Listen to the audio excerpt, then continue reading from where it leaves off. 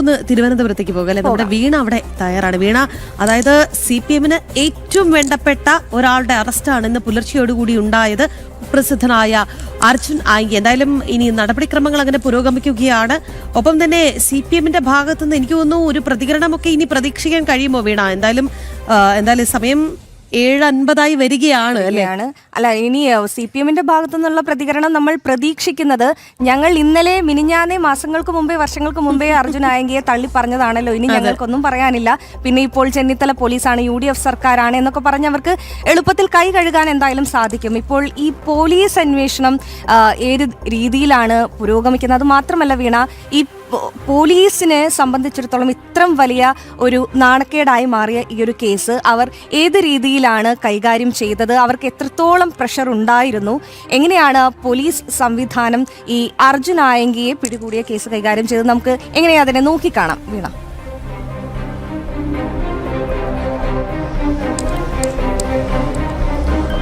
രാഖി, ആതിര, ഈ ഒരു കുപ്രസിദ്ധ ഗുണ്ട തന്നെയാണ് അർജുൻ ആയങ്കി എന്നുള്ള കാര്യത്തിൽ സംശയമില്ല. കാരണം പാർട്ടി ഗുണ്ട തന്നെയാണ്. ഈ ഒരു പാർട്ടി പ്രവർത്തകനായി തന്നെയാണ് തുടക്കം കുറിച്ചതും. DYFIയുടെ യൂണിറ്റ് സെക്രട്ടറി എന്ന നിലയിൽ കണ്ണൂർ കേന്ദ്രീകരിച്ച് പ്രവർത്തിച്ചു. തുടർന്ന് നിരവധി അക്രമ സംഭവങ്ങൾ, പാർട്ടിക്ക് വേണ്ടിയിട്ട് എന്തും ചെയ്യുന്ന തരത്തിലേക്ക് അർജുൻ ആയങ്കി എത്തിയതെന്ന് നമുക്ക് കണ്ട കാഴ്ചയാണ്. പിന്നീട് ഈ സ്വർണ്ണക്കടത്ത് കേസുകളിലടക്കം നിരവധി അക്രമ സംഭവങ്ങൾ ഉണ്ടാവുകയും 5 പേരുടെ മരണത്തിനൊക്കെ ഇടയാക്കിയ പല സംഭവങ്ങളിൽ സ്വർണ്ണക്കടത്ത് കേസുകളിലെ മുഖ്യപ്രതി കൂടിയാണ്. പല ഘട്ടങ്ങളിലും പാർട്ടി തള്ളിപ്പറയുന്ന നിലപാട് സ്വീകരിച്ചിരുന്നു എങ്കിൽ പോലും ഒളിഞ്ഞും തെളിഞ്ഞും അർജുൻ ആയങ്കിയെ സഹായിക്കുന്ന സമീപനം തന്നെയാണ് CPM-ന്റെ ഭാഗത്തു നിന്ന് ഉണ്ടായിരുന്നതെന്നുള്ള കാര്യത്തിൽ യാതൊരുവിധ സംശയമില്ല എന്നുള്ളതാണ് ഏറ്റവും എടുത്തു പറയാനുള്ള മറ്റൊരു കാര്യം. കാരണം ഈ അർജുൻ ആയങ്കി പിടികൂടാൻ ഒരാഴ്ച കാലത്തോളമായി പോലീസ് കിണഞ്ഞ് പരിശ്രമിക്കുന്നുണ്ടായിരുന്നു. പക്ഷേ പലയിടത്തു നിന്നും അർജുൻ ആയങ്കിക്ക് ഇതുമായി ബന്ധപ്പെട്ടുകൊണ്ടുള്ള രഹസ്യ വിവരങ്ങൾ ലഭിച്ചിരുന്നു. അതിനാൽ തന്നെയാണ് ഒരിടത്തു നിന്ന് മറ്റൊരിടത്തേക്ക് അർജുൻ ആയങ്കി സഞ്ചരിച്ചു കൊണ്ടിരുന്നതും.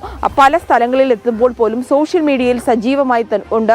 പോലീസിനെയും ഒപ്പം തന്നെ ആഭ്യന്തരമന്ത്രിയെയും അടക്കം വെല്ലുവിളിക്കുന്ന തരത്തിലുള്ള പോസ്റ്റുകളും വീഡിയോകളും ഒക്കെ നിരന്തരം ചെയ്തുകൊണ്ടിരുന്നതും. എന്തിനേറെ പറയുന്നു, വാർത്താമാധ്യമങ്ങളുടെ സാമൂഹ്യ മാധ്യമ അക്കൗണ്ടുകളിലും അവരുടെ പോസ്റ്റുകൾക്ക് താഴെയും വന്ന അർജുൻ ആയങ്കി പോസ്റ്റ് ഇടുന്ന അല്ലെങ്കിൽ കമന്റ് ഇടുന്ന തരത്തിലേക്ക് വരെ കാര്യങ്ങൾ എത്തിയെന്നുള്ളതാണ്. ഇത് വലിയ തരത്തിൽ പോലീസിനെ ചൊടിപ്പിക്കുകയും ചെയ്തു. ഇത്തരത്തിലുള്ള ഒരു കുറ്റവാളി, അതും പോലീസിന്റെ മൂക്കിൻ തുമ്പിൽ ഉള്ളപ്പോൾ പോലും അതിനെ പിടികൂടാൻ കഴിയാത്തത് അത് ഉന്നത ഉദ്യോഗസ്ഥരിൽ നിന്നും ഈ കേസിന്റെ അന്വേഷണവുമായി ബന്ധപ്പെട്ട് ചുമതല നൽകിയിട്ടുള്ള ഉദ്യോഗസ്ഥരെ കൂടുതൽ സമ്മർദ്ദത്തിലാക്കുന്നതിനും വഴിവെച്ചു. ചില സംശയങ്ങൾ കൂടി ഉന്നത ഉദ്യോഗസ്ഥരുടെ തലത്തിലേക്ക് ഉണ്ടായി. കാരണം ഈ മുൻപ് ഭരിച്ചിരുന്ന സർക്കാർ അവരുടെ പ്രിയപ്പെട്ട പ്രവർത്തകൻ അയാളെ തള്ളിപ്പറഞ്ഞുവെങ്കിൽ പോലും ഇപ്പോഴും CPM അയാളെ പിന്തുണയ്ക്കുന്നുണ്ട്.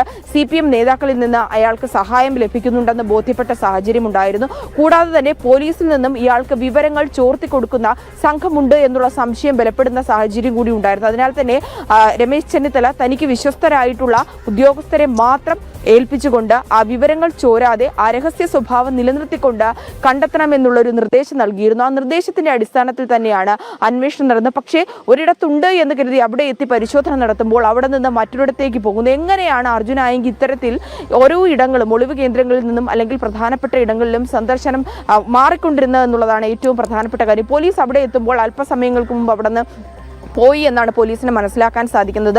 തുടരെ പോലീസിനെ വെല്ലുവിളിക്കുകയും ആഭ്യന്തരമന്ത്രിയെ അടക്കം വെല്ലുവിളിക്കുകയും ചെയ്തിരുന്നു. ഇത് അന്വേഷണ ഉദ്യോഗസ്ഥരെ ചൊടിപ്പിക്കുന്ന തരത്തിലേക്ക് കാര്യങ്ങൾ കൊണ്ടെത്തിച്ചു.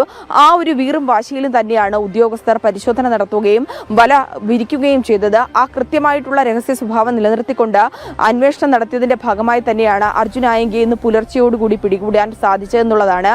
അർജുൻ ആയങ്കി ഇടതുപക്ഷ സർക്കാർ ഭരിക്കുന്ന സമയത്തും ഇത്തരത്തിലുള്ള സംഭവങ്ങൾ ഉണ്ടാകുന്നു. പക്ഷേ ഇയാളെ സംരക്ഷിക്കുന്ന നിലപാട് തന്നെയാണ് അന്ന് ആഭ്യന്തര വകുപ്പ് കൈകാര്യം ചെയ്തിരുന്ന ഇന്നത്തെ പ്രതിപക്ഷ നേതാവും അന്ന് മുഖ്യമന്ത്രിയുമായിരുന്ന പിണറായി വിജയൻ സർക്കാർ സ്വീകരിച്ചെന്നുള്ള കാര്യത്തിൽ യാതൊരുവിധ സംശയമില്ല. കാരണം അത് വലിയ തരത്തിൽ ചോദ്യം ചെയ്യുന്ന തരത്തിലേക്ക് സാഹചര്യങ്ങൾ ഉണ്ടായിരുന്നപ്പോൾ പോലും കൃത്യമായി നടപടി സ്വീകരിച്ചിരുന്നില്ല. പോലീസിന് പാർട്ടിക്കകത്തു നിന്ന് സമ്മർദ്ദം ഉണ്ടായിരുന്നു എന്ന സംശയം ബലപ്പെട്ട സാഹചര്യമുണ്ട്.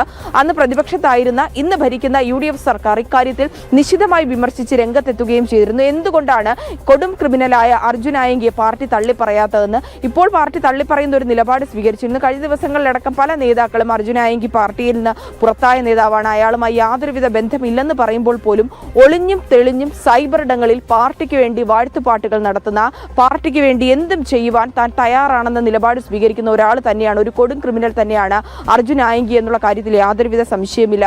സൈബർ ഇടങ്ങളിൽ അത്തരത്തിൽ വലിയ തരത്തിലുള്ള ആരാധന വൃന്ദവും ഇയാൾക്കുണ്ട് എന്നുള്ള കാര്യവും ഉറപ്പാണ്. കാരണം ഇയാളെ ആദ്യം ശ്രദ്ധിക്കപ്പെട്ടു തുടങ്ങിയതും അങ്ങനെ തന്നെയാണ്. ഒരു ഡിവൈഎഫ്ഐ യൂണിറ്റ് സെക്രട്ടറി എന്ന നിലയിൽ പ്രവർത്തിച്ചു തുടർന്ന് പാർട്ടിക്ക് വേണ്ടി താൻ എന്തും ചെയ്യാൻ തയ്യാറാണ്.